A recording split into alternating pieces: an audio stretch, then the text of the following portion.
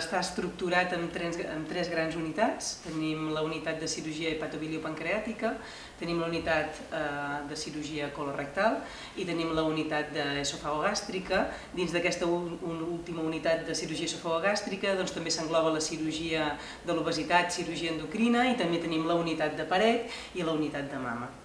Som uns 20 adjunts distribuïts en aquestes tres unitats, i llavors els residents que s'incorporen al servei s'incorporen a aquestes unitats de forma rotatòria, de manera que durant els 5 anys de residència van rotant alternativament per les diferents unitats, i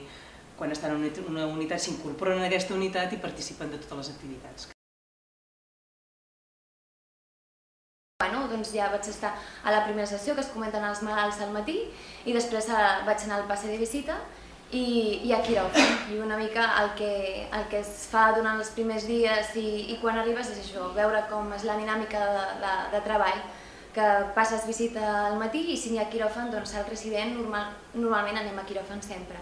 Ens rentem i col·laborem amb la cirurgia. De R1 normalment ets el segon ajudant.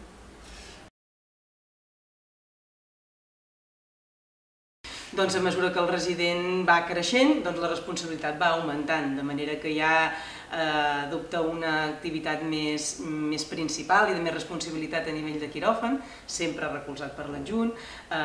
s'encarrega del passe de visita de la planta també, adquirint cada vegada més responsabilitat, i a nivell de la guàrdia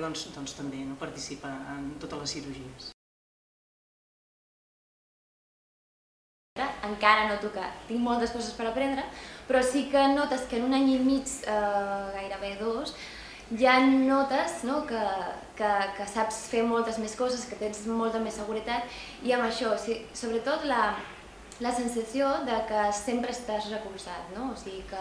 que mai et sents sol. En aquest servei jo crec que això és una avantatge molt important, mai et sents sol a les guàrdies ni a la presa de decisions. Sempre tens o saps que tens la possibilitat de demanar ajuda i que gairebé estaran darrere, saps? Llavors això fa que sí que jo no dic que vaig progressant, però com passos firmes, com si diguéssim, que no vaig sola ja a la deriva, que tot està molt recolzat.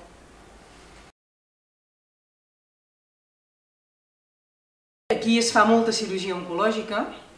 també es fa cirurgia de patologia benigna, però bàsicament hi ha molta cirurgia oncològica, es fa molta cirurgia laparoscòpica, cada vegada més, i de fet hi ha un gran nivell de cirurgia laparoscòpica en tots els àmbits, i el resident ja des del primer moment s'incorpora també en aquesta cirurgia laparoscòpica, primer com a segon ajudant, després com a primer ajudant, i ja de resident gran acaba fent cirurgies com a cirurgià principal. Jo crec que aquest hospital té una mida, un tamany ideal, i que aquest és un dels motius pel qual molts residents ens trien com a primera opció, i és perquè penso que és un hospital prou gran com perquè es faci cirurgia d'alta complexitat. Aquí es fa cirurgia molt important i d'una alta complexitat, tant d'hepatobiliopancreàtic com de colon com d'esofagogàstrica. Es fa cirurgia laparoscòpica de molt alt nivell i això els residents ho valoren, i al mateix temps té un tamany prou petit com perquè hi hagi un bon ambient, com perquè només hi hagi un resident per any i per tant pugui participar molt més en totes les cirurgies, en tota la feina diària, i perquè el resident se senti ben recolzat i amb un bon ambient de treball. Tens aquesta sensació que com si diguéssim, pots aprofitar tota la feina que podria fer un resident, dins de la teva experiència que vas agafant, però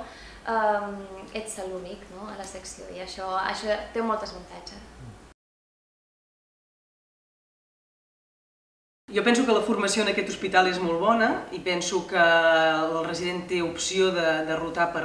moltes àrees de la cirurgia. No només fa rotacions en el nostre servei, sinó que a més fan rotacions a altres serveis de l'hospital, com és urologia vascular, UCI, però fins i tot si en el cas que el resident ho desitgi, de R4 a R5 es contempla la possibilitat de fer una rotació externa, i nosaltres de fet recolzem i ens agrada que el resident faci una rotació d'un parell de mesos o 3 mesos a fora a un altre hospital per acabar de completar la formació. Això és una cosa que mai saps, és una cosa que serà sorpresa, i jo en aquest sentit estic molt contenta perquè tant per ser de fora i al començament no parlar bé el català i el castellà. La integració va ser molt, molt bona, amb molta ajuda i la gent té aquesta sensació de dir ho integrem tot. I ja en el tacte més humà de la gent, crec que aquí la gent de veritat que té molt de sentit comú, és molt amable i és molt bona gent. Llavors això es nota en el dia a dia. Tens la tranquil·litat que pots demanar ajuda a qualsevol adjunt, a qualsevol cap de secció també, que això és molt important, i la relació amb les residents també és molt bona. O sigui que en aquest sentit, de veritat que mereix la pena.